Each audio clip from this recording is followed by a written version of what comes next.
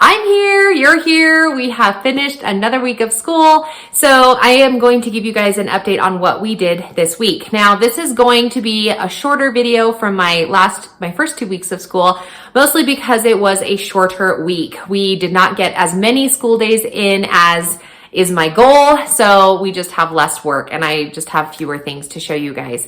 Plus, as the weeks go on, I feel like maybe I will have less to say about each of the curriculum picks that I'm doing with my kids. So, but thank you to those of you who have joined me on Instagram. I have appreciated your guys' comments and just the community that's there, as well as the comments that I get here on YouTube. But I feel like Instagram is a little bit easier to communicate with each other. And there's just been some really great comments and people who have enjoyed these weekly updates, and are getting little nuggets here or there, hopefully, that they've been able to use in their school. So, without further ado, let's go ahead and get started.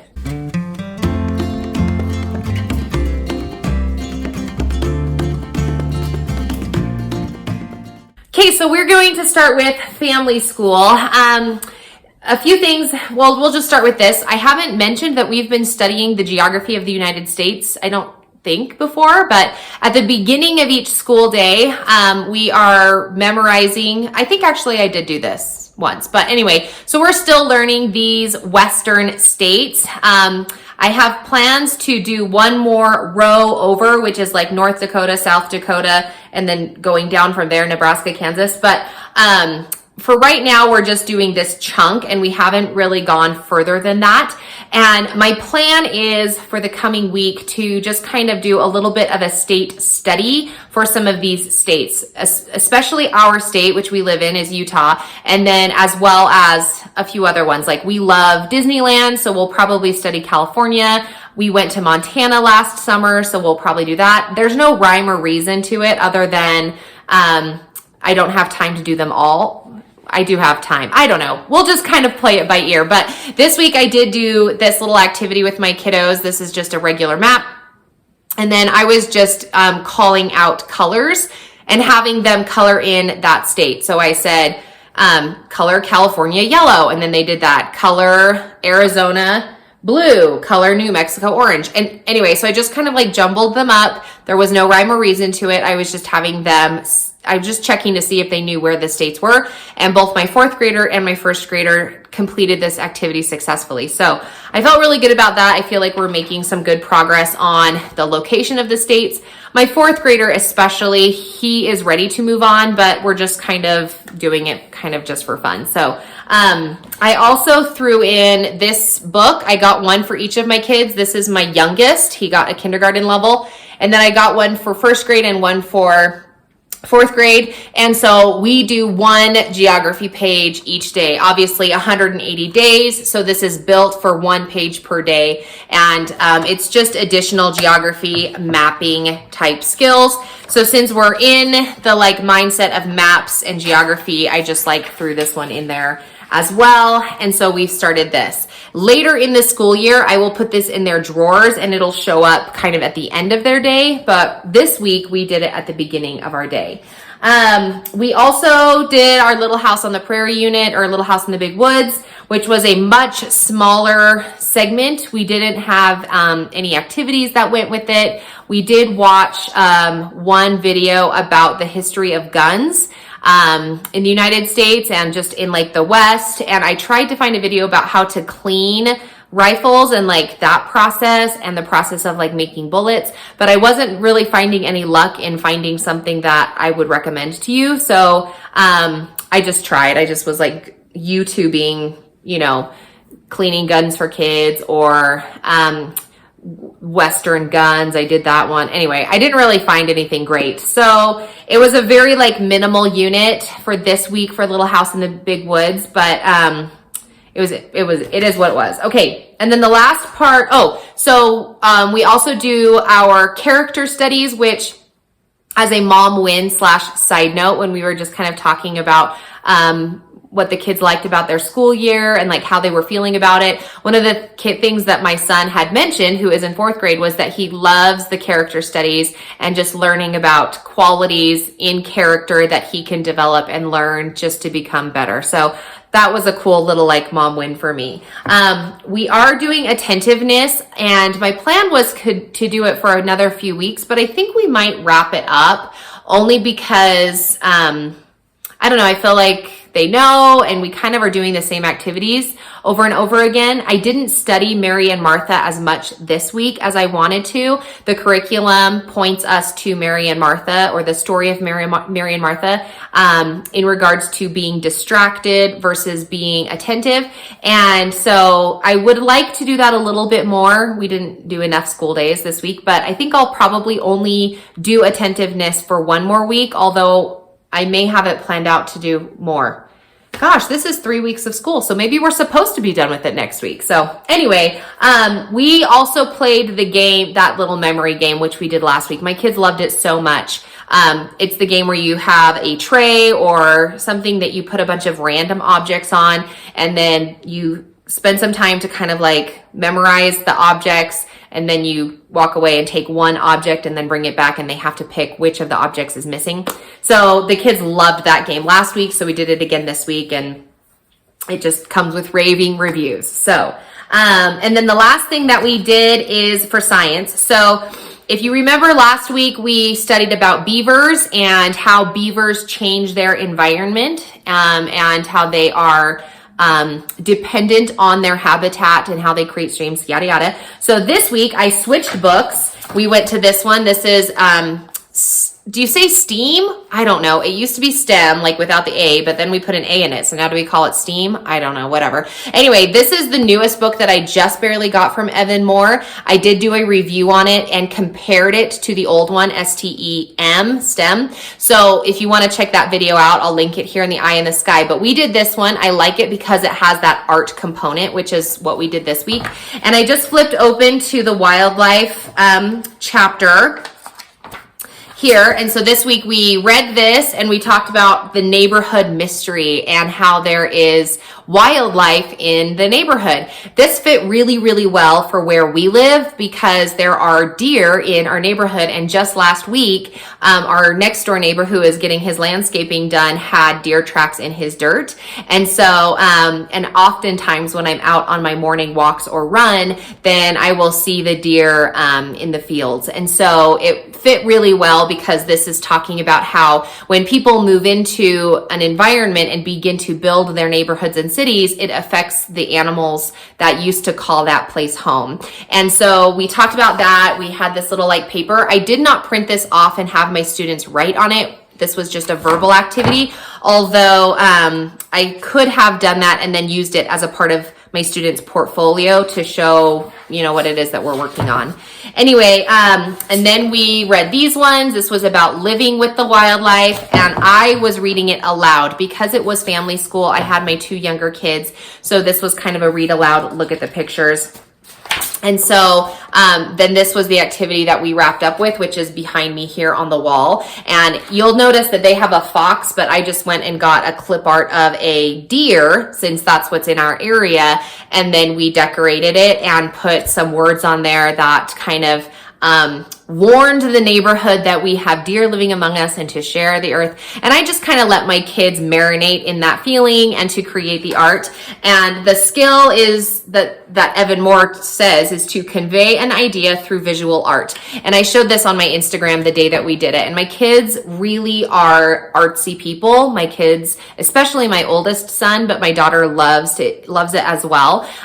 They love painting and drawing and coloring and creating. So anytime that I can integrate that in our learning day, it makes for a better day. So anyway, we made these, and then the directions say to post it somewhere where everybody can see. And my kids really wanted to do that, but I was like, I don't know where to put them. So we just hung them in our classroom, and I was like, I think that this will be fine. So just beware of that it's going to say like, hang your poster in a place where people can see it. So anyway, we did that. And then the last thing that went with science, which we didn't complete, but I'll tell you this here, is that this next page is a science connection page, and it just connects the whatever the topic to what your life is. And so it talks about how a neighborhood is made up of lawns. Lawns are not a natural habitat, and then you talk about how lawns look different than meadows. And it was really perfect for our neighborhood because we do have fields which have been planted and plowed, and then fields which are not planted and plowed, so they look really different. And then we have lawns like our home. So it was fun to be able to like show the kids these different places. And I had intended to take them on a walk and show them, but instead I just kind of showed them as we were driving around the neighborhood, like, hey, remember when we talked about this? Like, let's observe our environment that we live in and the difference. So it does go on, just as like an addition, it does go on to have this whole like STEAM activity where you're going to use an outdoor camera to try, and you have to like figure out how to camouflage it and then see if you can record wildlife in your neighborhood. I did not do that part. I think it looks interesting, but to be honest, I was kind of overwhelmed by trying to figure out like, where do I find a camera and how do I set it up and how would I do that? So we just didn't do that. So anyway, and that wraps up family school. Let me just double check. Yes. Okay. Before I jump into each of my students, I'll just throw this out there. So this year, this is my planner that I'm using this year. And once again, I'm going to film how I organized my school year. I promise I will. And it will come out probably next week. But this is what I have for my kids this year. And I did this kind of binding because I already had all the pieces for it. So these are Happy Planner discs. I have the Happy Planner hole puncher. So this is how I did it. And I thought, well, that'll be good because then I can, add pages or notes or something and just like put it in there. No. My recommendation is don't make my mistake. If you print out your planner, and you can use my template, which I have on my Teachers Pay Teachers shop, or another template or whatever like suits your fancy, make your own, which is, if you're like me, you have to make your own for everything. But either purchase a spiral binder or go down to the office store and have them spiral bind it, because this is just not, and it's so bulky. I'm a right-handed writer, so this is always in the way. So many frustrations with this. So in the future, I'm trying to reprint it, I plan to reprint it, and then I will have it spiral bound because it is a hot mess and it makes me crazy. Okay, let's talk about the kids this week and kind of some fun things that they did. My oldest, fourth grader, let's talk about him. So there's not really much to say. He is still doing flashcards. We moved to the Good and the Beautiful's music that they have. I bought that a long time ago. So we kind of did that a little bit, but he didn't like it. So we did that one day. And then the other day we did those math facts that are on YouTube, and he prefers that probably because it's a screen. So we did that another day. And then the third day I just tried to get him to do his flashcards, but he was really resistant. And if there's anything that I don't want to do, I don't want him to feel angry about it. And so, I did have one thing that I did with him. Okay, so this is the other thing that I did. This is a resource from Patent Pending. That's probably not the resource. It's like channies.com. Patent Pending, okay, you can't see that. But anyway, I'll put the link down below. But these are just one-a-days. I just found this on Rainbow Resource. And this is the Threes family. So I just had him fill all of these out. So, and then next time I'll have him do the other side. But it starts with the ones. And I think there's 2 or 3 pages for each of the multiplication families. So anyway, I did just have him run through that. And he said he liked it because it was fast. So I feel like it's working, but it's just such a slow movement. And the next week, I'm going to just do this pointing chart thing once. Maybe we'll jump rope a few times. Doing whatever I can to kind of switch it up. We are doing Christian Light Education still, and I have nothing negative to say about it. I do enjoy it. We've been a Horizons math family from the beginning. So to be doing something different, it feels a little bit refreshing. It feels nice. My only kind of, comment about it would be that instead of 1 page front and back every day, sometimes it just kind of carries over a few pages. And so just kind of depending on how much chunk of space they use for either instruction or for some kind of word problem, my kid will have to like turn the page a few times to get his lesson completed. And he doesn't love that. He would rather it be just one page because he can feel the progress better. But we are going to be doing this for probably the whole semester before we switch over back to Horizons level 4. So anyway, one of the questions someone had asked me is, why did you switch to Christian Light instead of starting level 4? And I had a great conversation with one of my friends, and she was like, you don't need to be rushing through these like math concepts, and there's no reason why you can't just sit on multiplication and division for another 5 months before you go into pre-algebra like concepts and fractions and dividing fractions and like all the stuff that it goes into that. So, and it just was like so speaking true to my heart. So I was like, I just need to do that. She had some extra copies, so she shipped them over to me, and I was like, I just need to, we all just need a break in the math department. So that's what we did for him for that. The language arts, we did something fun this week. So he's finishing up chapter or unit 1, I guess, in his book. And so instead of having him do those pages, the last like 2 or 3 pages is kind of a review of the sentence structures that he's been practicing these last several days.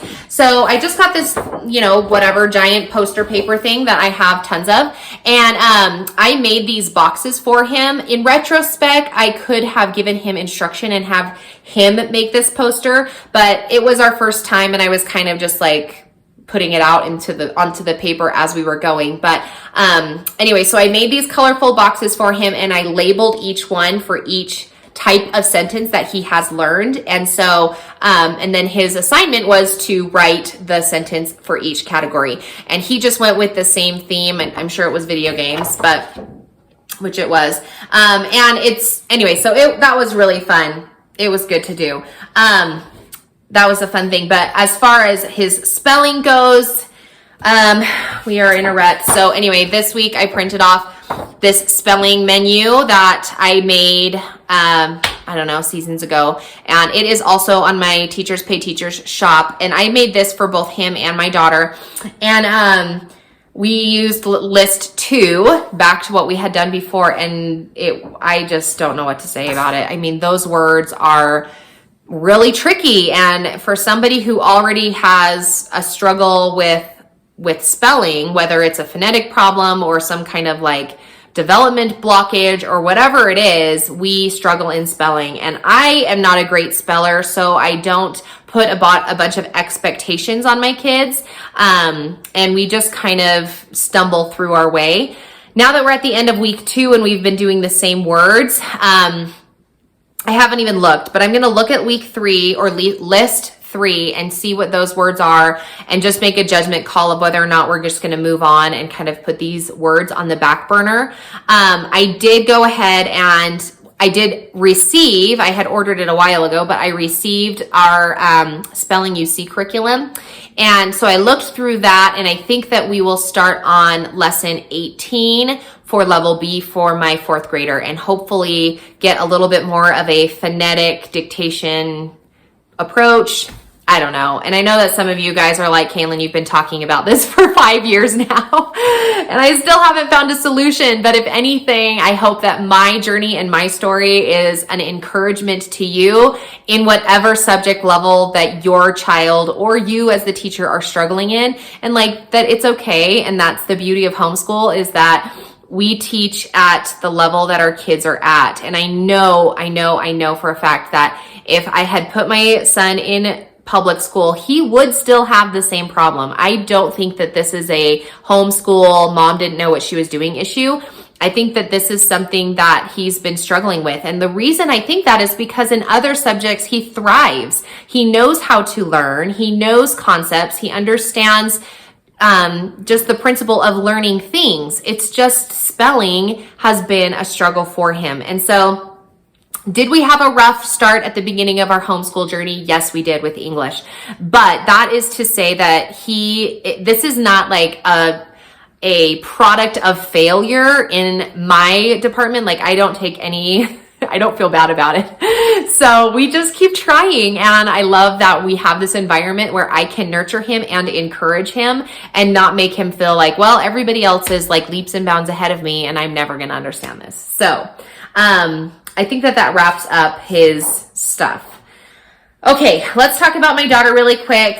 There's not a lot to say, but she is doing her math still with Carson DeLosa Interactive Math.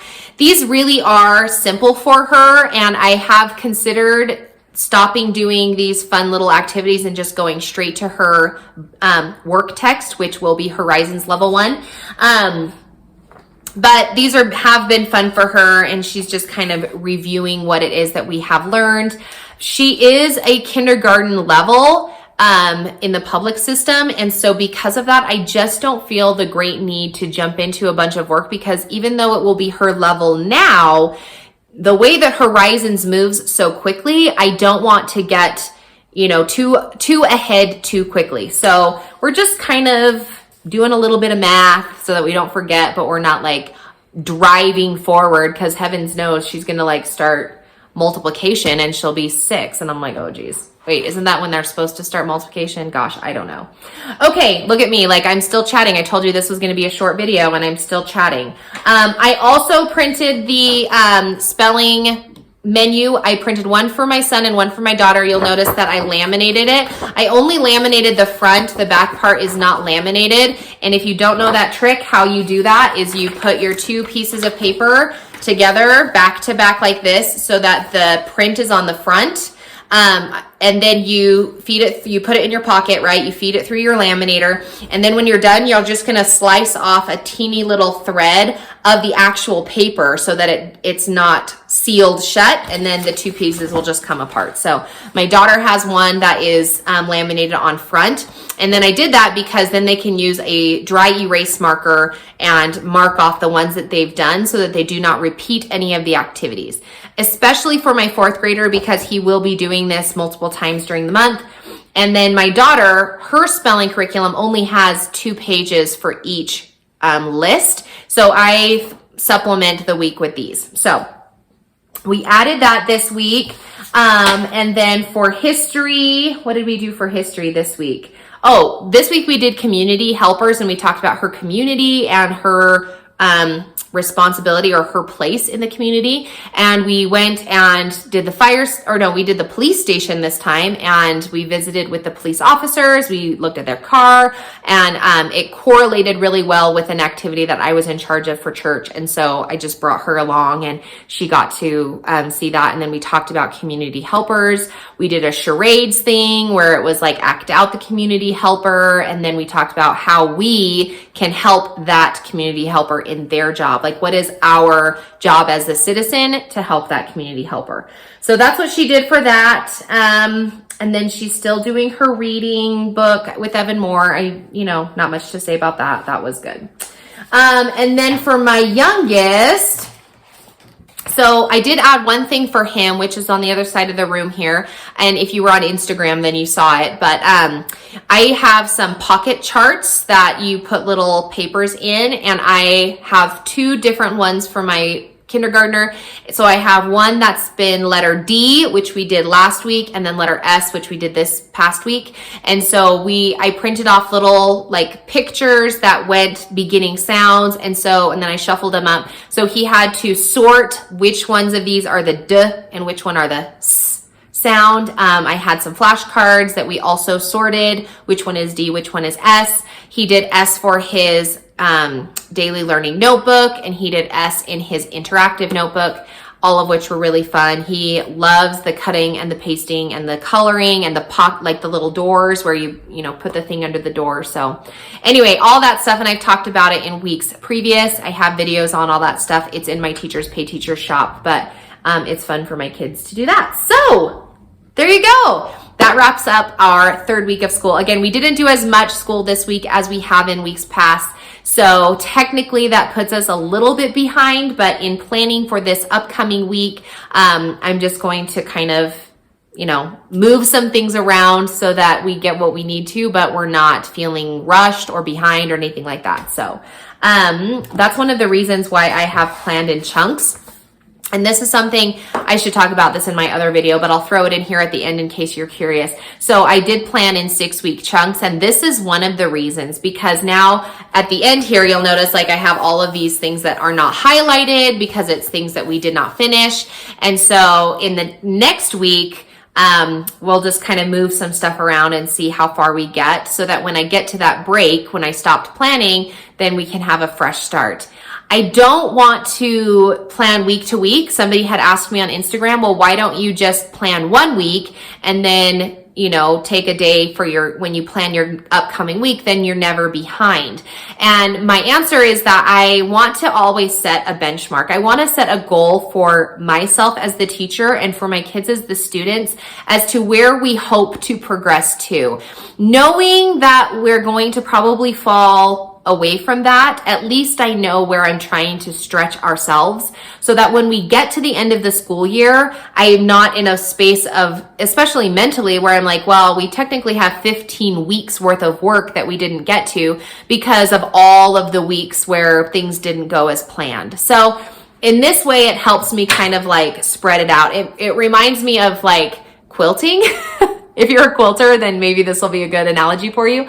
But in quilting, when you are putting two pieces together, sometimes one of your pieces may be a little bit longer than your other piece.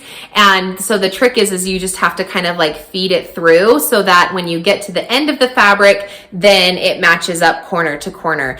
And it's just because each stitch, you're feeding a little teeny bit of that longer fabric into your quilt, into the stitches, as opposed to trying to stretch it all out. And then when you get to the end, you're like shoving it all in and it's this big bump. So anyway, that's what I try to do with our school year, is to just kind of feed in those discrepancies and those moments when we're behind into the year as we go along. So instead of getting to the end of the workbook and being like, well, we're on lesson, let's just make numbers. We're on lesson 70 and I need to be on lesson 100, so let's just skip 20 of them and get to 100.